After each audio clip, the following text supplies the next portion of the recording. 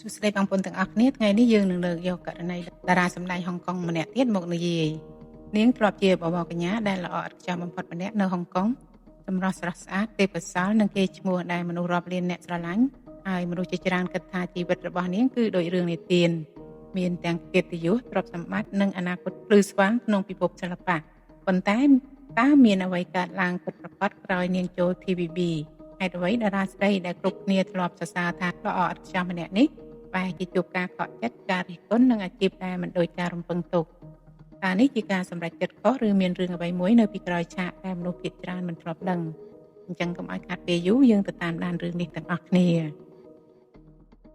នាងគឺជាអតីតបវរកញ្ញាហុងកុងដែលសិល្បករទូទាំងវិស័យកំសាន្តហុងកុងហៅថាជាត្បូងមានតម្លៃនាងបានឈ្នះពានរង្វាន់ភាពយន្តហុងកុងនៅពេលដែលតារាស្រីចំនួនដូចគ្នាជាច្រើននៅតែពិបាករកតួនាទីរងសម្ដែងផងនាងក៏ជាតួឯកស្រីលេខ1របស់ TVB ហើយតម្លៃខ្លួនរបស់នាងកើនឡើង 30% បន្ទាប់ពីចូលរួមអាហារមួយល្ងាចប៉ុណ្ណោះ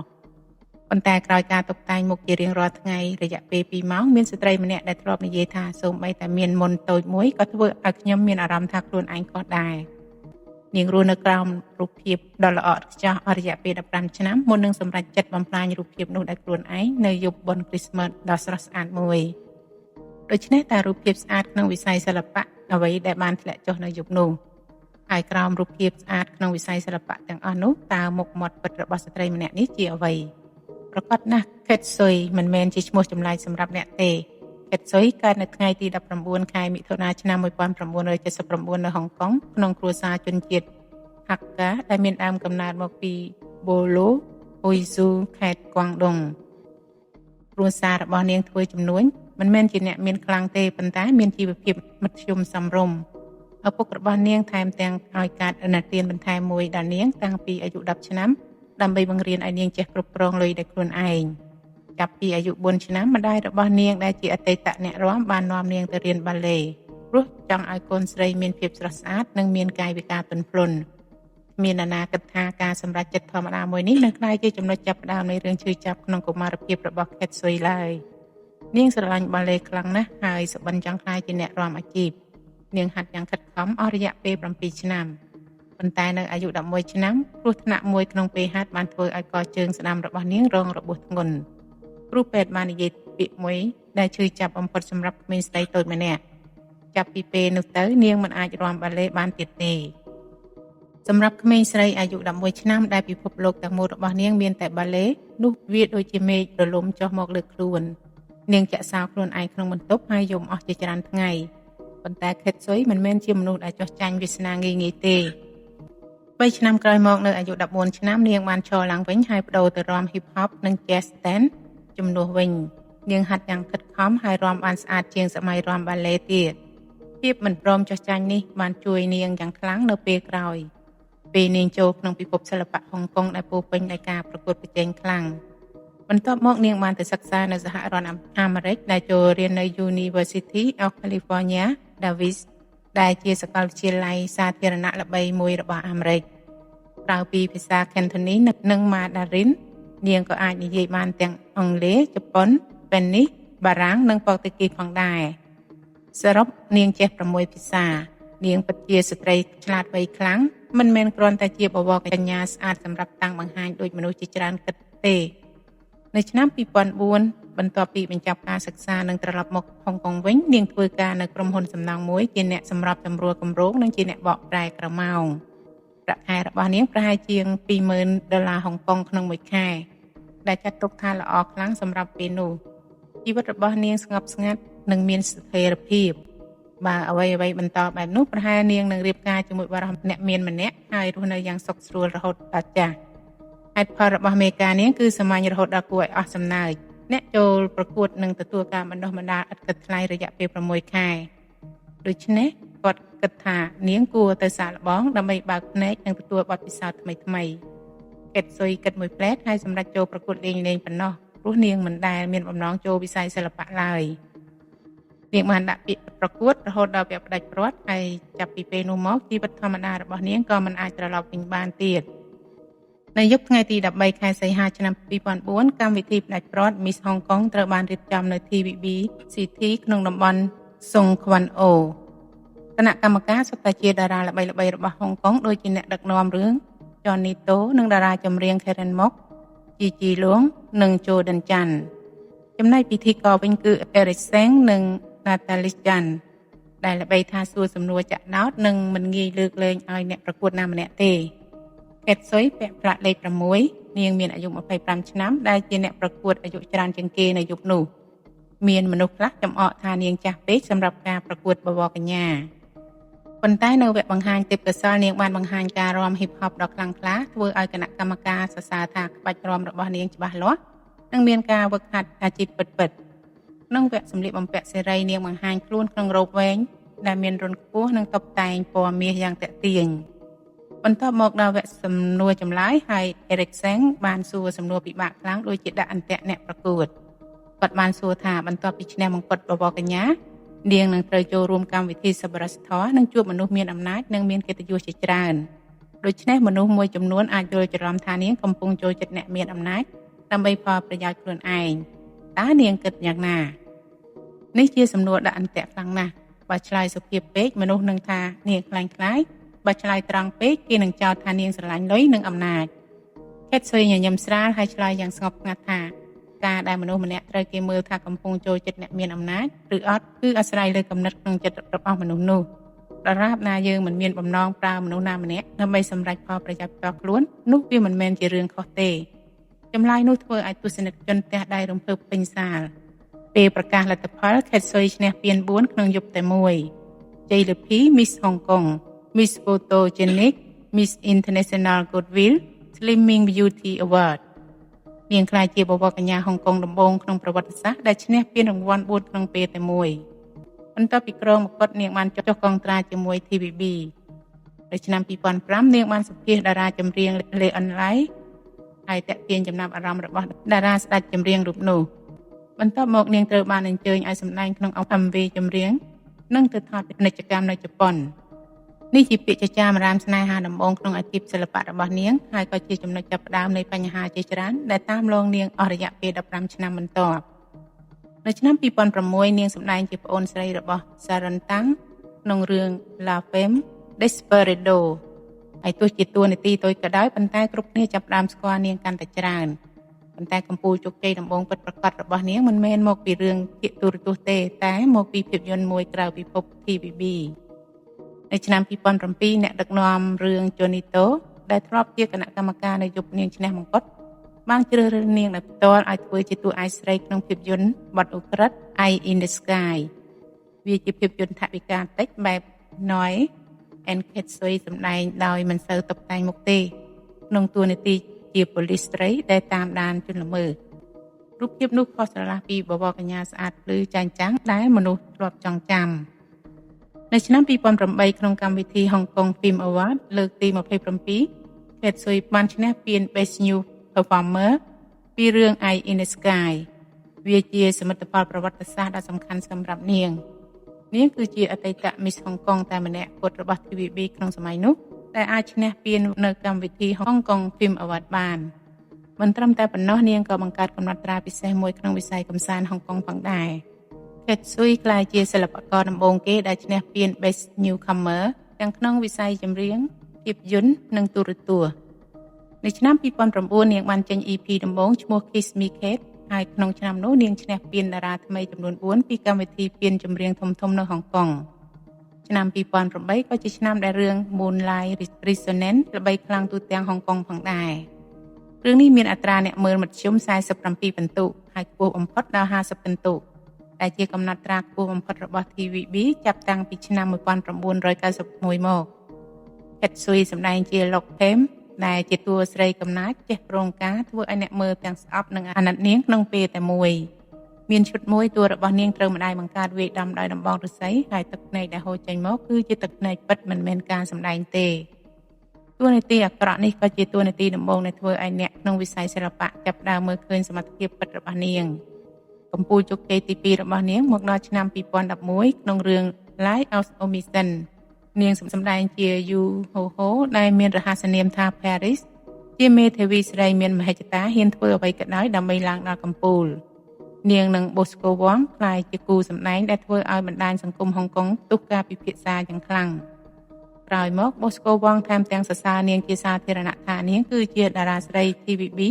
ដែលសម្ដែងឈុតថើបបានល្អបំផុតនេះជាលើកដំបូងដែលខេតស៊ុយត្រូវបានតែងតាំងសម្រាប់ពាន Best Actress ប៉ុន្តែវាក៏ជាលើកដំបូងដែលនាងត្រូវលេបទុកនៃការជិតឈ្នះតែមិនបានឈ្នះផងដែរកំពូលពិតប្រាកដបំផុតនៃអាជីពរបស់នាងនឹងជាពេលដែលនាងយំលើឆាកមកដល់នៅឆ្នាំ2012ក្នុងរឿង Highs and Low នាងសម្ដែងជាច័ន្ទកាប៊ិកតួអង្គដែលមានជីវិតកំសត់និងវេទនារហូតដល់ចុងក្រោយឪពុករបស់តួនេះជាអ្នកជួញដូរគ្រឿងញៀនម្ដាយបានធ្វើអត្តឃាតហើយប្អូនប្រុសមានបញ្ហាខ្សោយបញ្ញាដើម្បីចិញ្ចឹមប្អូនប្រុសរបស់នាងតួអង្គនេះត្រូវធ្វើការជាអ្នកប្រយុទ្ធក្នុងបារលក់ខោអាវតាមផ្លូវហើយចុងក្រោយក៏ធ្លាក់ចូលផ្លូវជួញដូរគ្រឿងញៀនតែមិនអាចដកខ្លួនចេញបាននៅទីបំផុតនាងស្លាប់យ៉ាងវេទនានិងពោរពេញដោយភាពជូរចត់រឿងនេះចាប់ផ្ដើមដោយអត្រាអ្នកមើល29ពិន្ទុបញ្ចប់នៅ35ពិន្ទុនិងឡើងខ្ពស់បំផុតដល់38ពិន្ទុក្នុងទីផ្សារភាសាចិនចំនួនអ្នកមើលតាមអនឡាញឡើងដល់460លានដងដែលជាប់លេខ1ក្នុងចំណោមរឿង TVB ទាំងអស់ប្រចាំឆ្នាំនោះនៅកម្មវិធី TVB Anniversary Award ឆ្នាំ2012 ខេតស៊ុយបានឈ្នះពានដំបូងក្នុងជីវិតរបស់នាងគឺ My Favorite TVB Female Character ពេលនាងដើរឡើងលើឆាកនាងមិនអាចទប់ទឹកភ្នែកបានទេបន្ទាប់មកនាងបាននិយាយពាក្យមួយដែលធ្វើឲ្យសាលទាំងមូលស្ងាត់ឈឹងនាងនិយាយថាពាក្យថា favorite សម្រាប់ខ្ញុំវាដូចជាអ្វីដែលឆ្ងាយខ្លាំងហើយពិបាកទៅដល់ខ្ញុំនៅក្នុងវិស័យនេះយូរហើយប៉ុន្តែតួដែលខ្ញុំសម្ដែងមិនដែលត្រូវអ្នកមើលស្រឡាញ់ពិតប្រាកដទេនោះគឺជាពេលជោគជ័យខ្ពស់បំផុតរបស់នាងប៉ុន្តែក៏ជាសញ្ញាដំបូងដែលបង្ហាញថាក្រោមពន្លឺដ៏ភ្លឺចែងចាំងទាំងនោះមានស្ត្រីម្នាក់កំពុងទុករបួសក្នុងចិត្តដែលគ្មាននរណាដឹងមនុស្សជាច្រើនគិតថាបើចាប់ផ្ដើមបានល្អអនាគតក៏នឹងរលូនឲ្យស្វ័យប្រវត្តិបន្ទាប់ពីឈ្នះពានដំបូងអាជីពរបស់នាងគួរតែផ្ទុះដោយកំជ្រួចហើយនាងគួរតែក្លាយជាតារាស្រីលេខ1របស់ TVB ក្នុងពេលខ្លីប៉ុន្តែអ្វីៗចាប់ផ្ដើមខុសទិសបន្តិចម្ដងហើយដើមហេតុនៃការធ្លាក់ចុះនោះគឺមកពីអ្វីដែលទស្សនិកជនមិនដែលបានឃើញក្រោយកាមេរ៉ាពីក្រោយរូបភាពដ៏ភ្លឺរលោងរបស់អតីត Miss Hong Kong ដែលឈ្នះ4ពាននិងជាតារាធំរបស់ TVB មានការពិតមួយគួរឲ្យភ្ញាក់ផ្អើលខ្លាំងរហូតដល់នាងខ្លួនឯងក៏លែងស្គាល់ថាខ្លួនជានរណាពិតប្រាកដអ្វីបានផ្លាស់ប្ដូរក្នុងមួយយប់រូបភាពស្អាតក្នុងវិស័យសិល្បៈត្រូវបានបំបែកហើយការពិតដ៏ឈឺចាប់របស់នាងត្រូវបានគេមើលឃើញជាក់ស្ដែងនៅយប់តែមួយដែល Kate Sui ឈ្នះមង្គត់ Miss Hong Kong រលកដំបូងនៃការរិះគន់ពីសាធារណៈក៏បានវាយប្រហារមកលើនាងភ្លាមទស្សនិកជនហុងកុងជាច្រើនមិនព្រមទទួលយករូបរាងរបស់នាងទេពួកគេរិះគន់ថាមុខមាត់នាងមិនស្រស់ស្អាតទន់ភ្លន់គ្រប់គ្រាន់ខ្លះថាមុខនាងមើលទៅដូចប្រុសខ្លះទៀតចំអកថាបបោមាត់នាងក្រាស់ពេកដូចសាច់ក្រកមនុស្សក៏សើចចំអកនាងដែលមានអាយុ25ឆ្នាំដោយនិយាយថានាងចាស់ពេកសម្រាប់ការប្រកួតបវរកញ្ញាហើយចាប់ពីយប់នោះមកឈ្មោះហៅក្រៅដ៏សាហាវមួយបានតាមលងនាងអស់រយៈពេល15ឆ្នាំបវរកញ្ញាហុងកុងអាក្រក់បំផុតមតិខឹងសើចចំអកនឹងជេរប្រមាថបានហូរមកពីគ្រប់ទិសទីមនុស្សខ្លះសង្ស័យថានាងប្រើលុយទិញមកុដខ្លះទៀតនិយាយថានាងមិនសមឈរក្បែរបវរកញ្ញារងស្អាតដូចជា Queenie Chu ឬ Pu Cc ទេតាមពិតក្នុងជីវិតពិតនាងស្អាតជាងនៅលើកាមេរ៉ាច្រើនប៉ុន្តែ TVB មានគេឈ្មោះថាថតរឿងលឿនខ្លាំងរហូតគ្មានពេលរៀបចំភ្លើងនិងមុំកាមេរ៉ាឲ្យល្អដោយសារហេតុនេះរូបភាពមិនសូវស្អាតរបស់នាងត្រូវបានចែកចាយពេញអ៊ីនធឺណិតហើយក្លាយជាមេមេសម្រាប់មនុស្សជាច្រើនយកទៅលេងសើចប៉ុន្តែវាមិនបានបញ្ចប់ត្រឹមនោះទេនៅឆ្នាំ2009ពេល Kate Sui ទើបតែនៅក្នុងវិស័យសិល្បៈបាន4ឆ្នាំនាងបានយល់ព្រមចូលរួមកម្មវិធីវិទ្យុមួយឈ្មោះ Win at Heart ដែលដឹកនាំដោយ Sharon Chan និង Steven Ko កម្មវិធីនោះពិភាក្សាអំពីការអប់រំផ្លូវភេទសម្រាប់យុវវ័យ Kate Sui និងតារាសម្ដែង Michael Te ត្រូវបានអញ្ជើញជាភ្ញៀវដោយសារនាងជាស្ត្រីមានការអប់រំខ្ពស់ហើយធ្លាប់រស់នៅនិងសិក្សានៅសហរដ្ឋអាមេរិកជាច្រើនឆ្នាំនាងមានទស្សនៈបើកចំហពេលនិយាយអំពីជីវិតប្តីប្រពន្ធនាងនិយាយដោយមិនស្ទាក់ស្ទើរអំពីពេលវេលាទម្រង់និងចំណុចរំភើបក្នុងទំនាក់ទំនងស្នេហារបស់ប្តីប្រពន្ធភ្លាមបន្ទាប់ពីកម្មវិធីចាក់ផ្សាយហុងកុងទាំងមូលផ្ទុះការភ្ញាក់ផ្អើលមនុស្សជាច្រើនគិតថាបវរកញ្ញាហុងកុងដែលជានិមិត្តរូបនៃសម្រស់និងភាពឆ្លាតវៃមិនគួរនិយាយរឿងផ្លូវភេទបែបបើកចំហលើវិទ្យុទេព័ត៌មាននេះឡើងពេញទំព័រមុខរបស់កាសែតកំសាន្តហុងកុងទាំងអស់ Virginia Lok ដែលជាថ្នាក់ដឹកនាំជាន់ខ្ពស់របស់ TVB បានហៅនាងចូលការិយាល័យហើយស្ដីបន្ទោសដោយផ្ទាល់ថានាងដឹងឬអត់ ថាអកប្បកិរិយានេះបានបំផ្លាញរូបភាពរបស់ Miss Hong Kong ខ្លាំងប៉ុណ្ណាព្រាមនោះនាងត្រូវបានដកចេញពីរឿង The Prince of Law ដែលនាងកំពុងត្រៀមថតហើយស្ទើរតែត្រូវ TVB ផ្អាកអាជីពទាំងស្រុងចុងក្រោយនាងត្រូវបង្ខំឲ្យធ្វើសន្និសីទសារព័ត៌មានសំទោសជាសាធារណៈទើបអាចត្រឡប់មកធ្វើការវិញបានបន្ទាប់ពីរឿងនោះនាងត្រូវបានគេដាក់រហស្សនាមថ្មីថា Loose Lip មានន័យថាមនុស្សដែលនិយាយត្រង់និងនិយាយអ្វីៗដោយមិនលាក់លៀមប៉ុន្តែបើអ្នកគិតថានោះជាបញ្ហាធំបំផុតហើយនោះមិនទាន់ទេខេតស៊ុយត្រូវបានសារព័ត៌មានហុងកុងដាក់ឈ្មោះថាម៉ាស៊ីនបង្កពាក្យចចាមអារ៉ាមរបស់ TVB មានន័យថារាល់ពេលនាងសម្ដែងក្នុងរឿងថ្មីម្ដងតែងតែមានពាក្យចចាមអារ៉ាមស្នេហាកើតឡើងជានិច្ចក្នុងរយៈពេលតែប៉ុន្មានឆ្នាំឈ្មោះរបស់នាងត្រូវបានភ្ជាប់ជាមួយតារាប្រុសជាច្រើនដូចជា Lê Ân Lai, Joe Ma, Michael Tê, Ron Ngo, Raymond Lam, Bosco Wong, Kenneth Ma, Samuel Chan សើតែគ្រប់តារាប្រុសដែលធ្លាប់សម្ដែងជាមួយនាងសុទ្ធតែមានពាក្យចចាមអារ៉ាមស្នេហាជាមួយនាងទាំងអស់ពាក្យចចាមអារ៉ាមដែលល្បីនិងខ្លាំងបំផុតគឺពាក់ព័ន្ធនឹង Charles Chan ដែលជាមេថ្មីរបស់ TVB នៅពេលនោះហើយក៏ជាបរិសុទ្ធមានប្រពន្ធរួចហើយប្រហែលឆ្នាំ2010មានអ្នកថតរូបបានថតនាងកំពុងញ៉ាំអាហារជាមួយ Charles Chan នៅភោជនីយដ្ឋានមួយក្នុង IFC បន្ទាប់ពីនោះ TVB បន្តកុងត្រារបស់នាងមុនកំណត់5ឆ្នាំតម្លើងប្រាក់ខែ 30% និងលើកនាងឲ្យក្លាយជាតារាស្រីលេខ1របស់ស្ថានីយ៍ពាក្យចចាមអារ៉ាមថានាងត្រូវបានឆាចាន់ចិញ្ចឹមឬជាស្រីកំណត់របស់គាត់បានរៀលដាលពេញហុងកុងទោះបីខេតស៊ុយចេញមុខបដិសេធសាធារណៈក៏ដោយប៉ុន្តែសារព័ត៌មានមិនព្រមបញ្ឈប់ការតាមដាននាងឡើយក្នុងចំណោមពាក្យចចាមអារ៉ាមទាំងអស់រឿងដែលតាមលងនាងយូរបំផុតគឺទំនាក់ទំនងរវាងនាងនិងរងងអ្នកទាំងពីរស្គាល់គ្នាតាំងពីយុគប្រកួត Miss Hong Kong ឆ្នាំ2004ពេលពួកគេធ្លាប់ហាត់រាំ Ballroom Dance ជាមួយគ្នាក្រោយមកពួកគេក៏សម្ដែងរួមគ្នាក្នុងរឿង The Prince of Law, Forensic Parody និងរឿងជាច្រើនទៀតសារព័ត៌មានថែមទាំងលេងសើចហៅពួកគេថាគូសម្ដែងដែលសម្ដែងអាក្រក់បំផុតរបស់ TVB ប៉ុន្តែដោយសារអ្នកទាំងពីរស្ថិតនៅក្នុងស្ថានភាពស្រដៀងគ្នានោះហើយធ្វើឲ្យពួកគេក្លាយជាមិត្តជិតស្និទ្ធនឹងគ្នានៅឆ្នាំ2011រឿងនេះបានទោះជារឿងអាស្រូវធំមួយវីវៀនចាងដែលជាសង្សាររបស់រុនងនៅពេលនោះបានបង្ហោះសារមួយលើបណ្ដាញសង្គមដែលមានន័យចាក់ដោតខ្លាំងថាអោព្រះអើយសូមជួយឲ្យបងស្រីបបោមាត់សាច់ក្រកនោះបាត់ចេញពីភ្នែកខ្ញុំផងបងស្រីបបោមាត់សាច់ក្រកគឺជាឈ្មោះចំអកដែលវៀនចាងប្រើហៅខេតស៊ុយដោយផ្ទាល់ព្រោះបបោមាត់របស់នាងក្រាស់ភាពតានតឹងរវាងភាគីទាំងពីរកើនឡើងដូចខ្សែដែលទាញចិត្តដាច់ចុងក្រោយវៀនជាងនិងរុនងក៏បែកគ្នាហើយមនុស្សជាច្រើនជឿថាមូលហេតុមួយធំគឺមកពីពាក្យចចាមអារ៉ាមតាក់ទងនឹងខេតស៊ុយទោះបីនាងបញ្ជាក់ម្ដងហើយម្ដងទៀតថានាងនិងរុនងគ្រាន់តែជាមិត្តភក្តិក៏ដោយក្នុងឆ្នាំដដែលនោះពាក្យចចាមអារ៉ាមមួយទៀតក៏ផ្ទុះឡើងពេលម៉ាយ៉ូលីវូនិងបូស្កូវងប្រកាសទំនាក់ទំនងស្នេហារបស់ពួកគេជាសាធារណៈ7ខែក្រោយមកទាំងពីរបានបែកគ្នាសារព័ត៌មានបានចោទថាខេតស៊ុយជាមូលហេតុព្រោះក្នុងឆ្នាំនោះនាងនិងបូស្កូវងបានសម្ដែងរួមគ្នាក្នុងរឿង Lies of Omission ដែលមានឈុតថើបយ៉ាងច្រើននិងមានភាពស្និទ្ធស្នាលខ្លាំងខេតស៊ុយបានបដិសេធភ្លាមៗហើយបូស្កូវងនិងមីយ៉ូលីវូក៏បានចេញមុខការពារនាងដែរដោយនិយាយថាពាក្យចចាមអារ៉ាមនោះគឺមិនសមហេតុផលទេប៉ុន្តែមតិសាធារណៈមិនចង់ទទួលយកការពិតឡើយខេតស៊ុយធ្លាប់និយាយដោយអារម្មណ៍ជូរចត់ថាពាក្យចចាមអារ៉ាមទាំងនេះបានតាមនាងតាំងពីឆ្នាំ2005មកដល់ពេលនេះហើយនាងមិនយល់ថាហេតុអ្វីវានៅតែត្រូវបានចែកចាយអ្វីដែលនាងអាចធ្វើបានគឺសើចទប់ទល់ប៉ុណ្ណោះព្រោះថានាងនិយាយអ្វីក៏គ្មានប្រយោជន៍ដែរមនុស្សគ្រាន់តែជឿលើអ្វីដែលពួកគេចង់ជឿហើយចំណុចកំពូលនៃស្ថានភាពដែលច្របូកច្របល់ខ្លាំងគឺរឿងនេះវាជាផ្នែកអាក្រក់បំផុតមួយរបស់ពិភព TVB វប្បធម៌បែកបាក់ក្នុងស្ថានីយ៍នៅ TVB មានអ្នកគ្រប់គ្រងផ្នែកផលិតកម្មស្រីមានអំណាច2នាក់គឺ Catherine Tsang និង Virginia Lok អ្នកទាំងពីរមិនដែលចែកអ្នកសិល្បៈជាមួយគ្នាទេអ្នកណាស្ថិតក្រោម Catherine Tsang ត្រូវតែស្មោះត្រង់ជាមួយក្រុមរបស់នាងដូចគ្នាសម្រាប់អ្នកក្រោម Virginia Lok ផងដែរ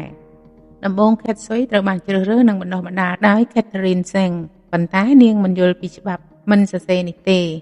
ពេលនាងឈ្នះពាន My Favorite TVB Female Character ឆ្នាំ2012នាងគួរតែអរគុណ Catherine Tsang ជាមុនប៉ុន្តែនាងបានអរគុណ Virginia Lok មុនគេវិញ Catherine Tsang ខឹងយ៉ាងខ្លាំងនាងត្រូវបានគេចោទជាសាធារណៈថាជាអ្នកក្បត់ ហេតុសូអ៊ីស្ថិតនៅក្នុងស្ថានភាពអន់ចិត្តនឹងឆ្គាំឆ្គងខ្លាំងព្រោះមិនថាខាងណាក៏មិនសូវពេញចិត្តនាងដោយសារបរិយាកាសបែបនេះទោះបីនាងត្រូវបានតែងតាំងជា Best Actress ចំនួន3ដងក្នុងឆ្នាំ2011 2012 និង2013ក៏ដោយនាងនៅតែមិនអាចឈ្នះពានបានម្ដងទេឆ្នាំដែលនាងសម្ដែងជា Sister Pat ក្នុងរឿង Highs and Low ពាន Best Actress បានទៅលើ Avia Young សម្រាប់រឿង Silver Spoon Sterling Circle មុននោះនៅឆ្នាំ2008នាងក៏ធ្លាប់ត្រូវបានតែងតាំងជា Best Supporting Actress សម្រាប់តួនាទីលោកកូមេក្នុងរឿង Moonlight Resonance ប៉ុន្តែក៏មិនឈ្នះដែរ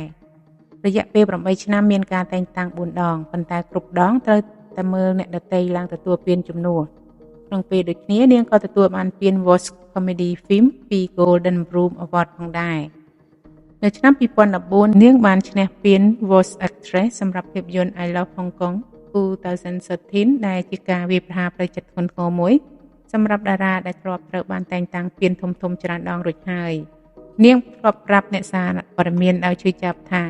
នាងមានអារម្មណ៍ដូចជាតួអង្គក្នុងសៀវភៅមួយដែលមានអ្នកសរសេរជាអ្នកសរសេរសាច់រឿងហើយបង្ខំឲ្យនាងសម្ដែងជាតួអាក្រក់ម្ដងហើយម្ដងទៀតនាងតែងតែត្រូវបានចាត់ឲ្យសម្ដែងតួស្រីស្មុគស្មាញនិងមានភាពអាក្រក់កំសត់ច្រើនជាងតួស្រីល្អឬជោគជ័យនាងត្រូវបានចងក្រងតួឲ្យសម្ដែងជាតួអាក្រក់ជំនាញការចងក្រងតួបែបនេះបានក្លាយជាអត្តសញ្ញាណមួយរបស់នាងប៉ុន្តែក៏ដូចជាខ្សែចងតែមើលមិនឃើញដាក់កំណត់អាជីពរបស់នាងផងដែរជីវិតពិតមិនដូចសុបិនឡើយនៅឆ្នាំ2015ក្រុងត្រារបស់នាងជាមួយ TVB បានផុតកំណត់បន្ទាប់ពីធ្វើការជាមួយស្ថានីយ៍នេះអស់11ឆ្នាំនាងបានសម្រេចចិត្តមិនបន្តកុងត្រាទៀតនៅឆ្នាំ2016នាងបានចុះហត្ថលេខាជាមួយក្រុមហ៊ុនវងឈូឡាំដែលជាតារានិងជាអ្នកជំនួញល្បីម្នាក់ដែលមានគោលបំណងចូលទីផ្សារចិនលេខគោកវងឈូឡាំបានសន្យាថានឹងផលិតរឿងមួយសម្រាប់នាងដោយផ្ទាល់ប៉ុន្តែចុងក្រោយក្នុងរយៈពេល4ឆ្នាំនាងបានសម្ដែងទៅក្នុងផលិតកម្ម2រឿងប៉ុណ្ណោះតែមិនសូវមានឈ្មោះល្បីបើមើលតែរូបភាពផ្សព្វផ្សាយមនុស្សជាច្រើនគ្រាន់តែមើលហើយឆ្លងកាត់មិនចាប់អារម្មណ៍ទេនៅទីផ្សារចិនលេខគោកនាងស្ទើរតែគ្មានទីតាំងឈររឹងមាំទាល់តែសោះហើយបន្តមកអ្វីដែលគួរឲ្យកើតឡើងក៏បានកើតឡើងពិតៗចាប់ពីឆ្នាំ2017នាងបានចុះឈ្មោះសិក្សាថ្នាក់អនុបណ្ឌិតផ្នែកចិត្តវិទ្យានៅ University of Hong Kong ដោយរៀនពេលក្រៅនិងបន្តធ្វើការផងដែរមាននរណាដឹងថានេះជាការត្រៀមខ្លួនសម្រាប់ការសម្រេចចិត្តចុងក្រោយរបស់នាងទេនៅខែមិថុនាឆ្នាំ2019នាងបានបញ្ចប់ការសិក្សានិងទទួលបានសញ្ញាបត្រអនុបណ្ឌិត6ខែក្រោយមកនៅយប់ Christmas Eve ថ្ងៃទី24ខែធ្នូឆ្នាំ2019នាងបានបញ្ចេញព័ត៌មានធំបំផុតក្នុងជីវិតរបស់នាងតាម Facebook នាងប្រកាសថានាងលាឈប់ពីវិស័យកម្សាន្តជាផ្លូវការថ្ងៃដដែលនោះយន្តហោះរបស់នាងក៏បានចាក់ចេញពីហុងកុងឆ្ពោះទៅអឺរ៉ុប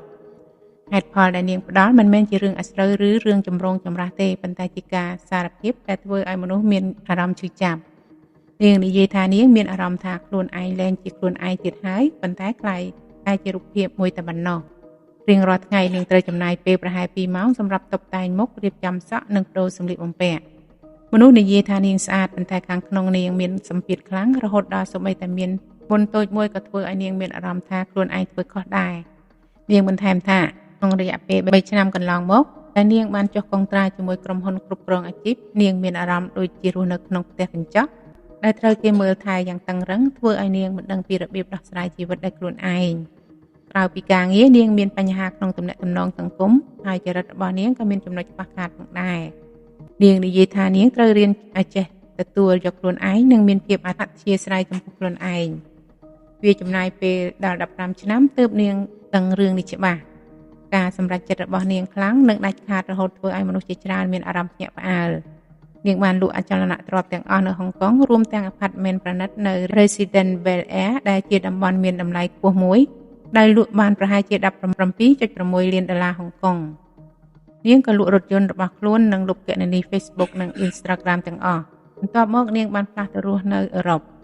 គោលបំណងរបស់នាងគឺចង់ចូលរៀនថ្នាក់ PhD ផ្នែក Clinical Ecology នៅ University of Manchester នៅចក្រភពអង់គ្លេស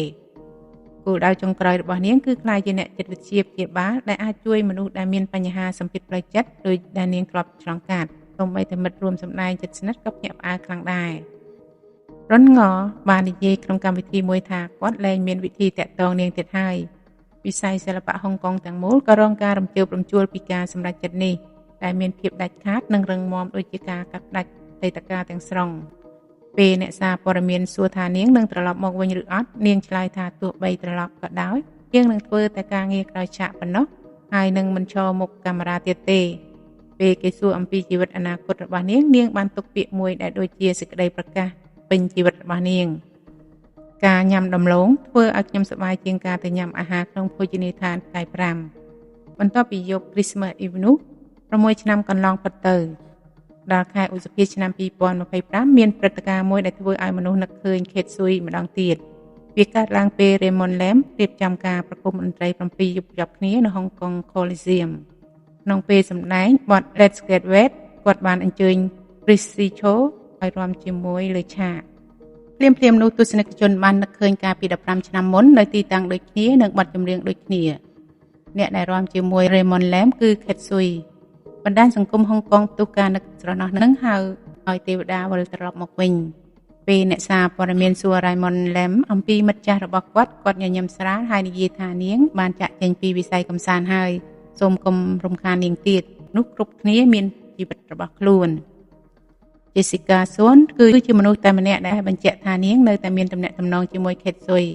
ពេលសួរថា Kate Sui នឹងត្រឡប់មកវិញឬអត់ Jessica ឲ្យត្រង់ថាបើនាងកំពុងរស់នៅស្ងប់ស្ងាត់បែបនេះខ្ញុំគិតថានាងមិនត្រឡប់មកវិញទេ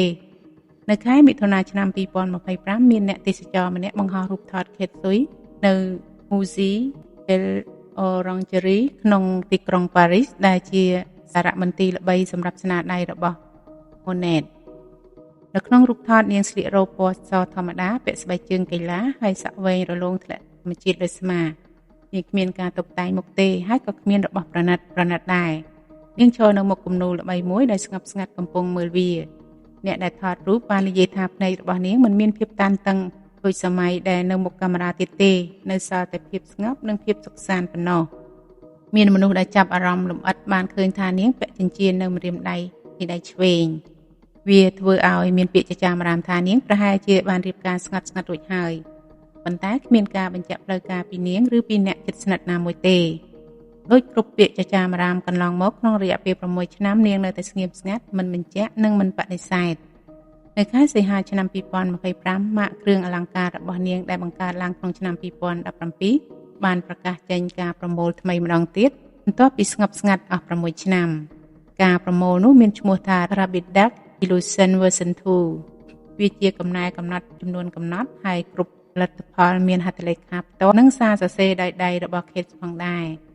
គំនិតបង្កើតម៉ាកនេះមកពី Rabbit Duck Illusion ក្នុងចិត្តវិទ្យារូបភាពតែមួយបើមើលពីមុំមួយអាចឃើញជាទន្សាយបើមើលពីមុំផ្សេងវាคล้ายជាទានោះគឺជាទស្សនៈដែលនាងជ្រើសរើសសម្រាប់ជីវិតរបស់ខ្លួនអ្វីអាចមើលបានពីមុំច្រើនមិនមែនមានមុំតែមួយទេនៅឆ្នាំ2026ក្នុងអាយុ46ឆ្នាំ Kate Sui មិនមែនជា Miss Hong Kong ទៀតទេនាងមិនមែនជាតារា TVB ល្បីទៀតទេនាងក៏មិនមែនជាមនុស្សដែលសារព័ត៌មានតាមដានជាប់ជានិច្ចទៀតដែរនាងគ្រាន់តែជាស្ត្រីពីមធ្យមម្នាក់ដែលរស់នៅជីវិតធម្មតានៅទីណាមួយក្នុងអឺរ៉ុបពេលខ្លះនាងរចនាគ្រឿងអលង្ការបន្តិចទៅទស្សនាពិព័រណ៍សិល្បៈឬសរសេរការដៃផ្ញើឲ្យអតិថិជនដោយផ្ទាល់មនុស្សខ្លះមានអារម្មណ៍សោកស្ដាយនិយាយថាអាយុ40ឆ្នាំគឺជាវ័យកំពូលនៃអាជីពប៉ុន្តែនាងបានជ្រើសរើសចាក់ចេញមនុស្សខ្លះថានាងជាមនុស្សស្រឡាញ់សេរីភាពព្រោះកិត្តិយសនិងទ្រព្យសម្បត្តិសម្រាប់នាងគ្រាន់តែដូចពពកហើយឆ្លងផ្ទៃមេឃតែប៉ុណ្ណោះអ្នកខ្លះទៀតថានាងក្លាហានខ្លាំងព្រោះការបោះបង់អ្វីៗទាំងអស់នៅពេលដែលជីវិតកំពុងដល់កំពូលគឺមិនមែនជារឿងងាយទេចំពោះខ្លួននាងធ្លាប់និយាយថាអ្វីដែលខ្ញុំចង់ប្រាប់អ្នកមើលគឺសូមឲ្យអ្នកស្រឡាញ់ខ្លួនឯងឲ្យពិតប្រាកដតាចុងក្រោយនេះមានន័យជាការបញ្ចប់រឿងនិងទុកសំណួរឲ្យអ្នកមើលគិតខ្លួនឯងខ្លឹមសារសំខាន់ស្រឡាញ់និងទទួលយកខ្លួនឯងទាំងចំណុចខ្លាំងនិងចំណុចខ្សោយហើយខិតខំឲ្យជីវិតកាន់តែមានសុភមង្គលឈ្មោះចំអកដែលនាងត្រូវរងអស់15ឆ្នាំមនុស្សចាប់ផ្ដើមសោកស្ដាយក្រោយនាងចាក់ចែងព្រោះ Ugly Miss Hong Kong ឈ្មោះចំអកដែលនាងត្រូវរងអស់15ឆ្នាំមនុស្សចាប់ផ្ដើមសោកស្ដាយក្រោយនាងចាក់ចែងព្រោះពេលវេលាបង្ហាញថានាងមានតម្លៃច្រើនជាងអ្វីដែលគេធ្លាប់គិតសំណួរចុងក្រោយ If you were in her position គឺជាសំណួរបើកចិត្តអ្នកមើលឲ្យគិតថាបើខ្លួនឯងជានាងតើនឹងបន្តនៅក្នុងភាពឈឺចាប់និងសម្ពាធឬចាក់ចែងទៅរកសេរីភាព វាមិនមែនសួរឲ្យអ្នកឆ្លើយត្រឹមត្រូវទេប៉ុន្តែសួរឲ្យគិតអំពីតម្លៃរបស់កិត្តិយសជាមួយសុខភាពផ្លូវចិត្តការស្នាក់នៅក្នុងភាពល្បីជាមួយការរស់ជីវិតស្ងប់ស្ងាត់ការទទួលយកសង្គមជាមួយការទទួលយកខ្លួនឯងចា៎ហើយនេះគឺជាករណីសម្រាប់ថ្ងៃនេះតើបងប្អូនគិតដូចម្តេចដែរអំពីករណីនេះសូមជួយបញ្ចេញមតិយោបល់របស់បងប្អូនខាងក្រោមវីដេអូនេះម្នាក់មួយផង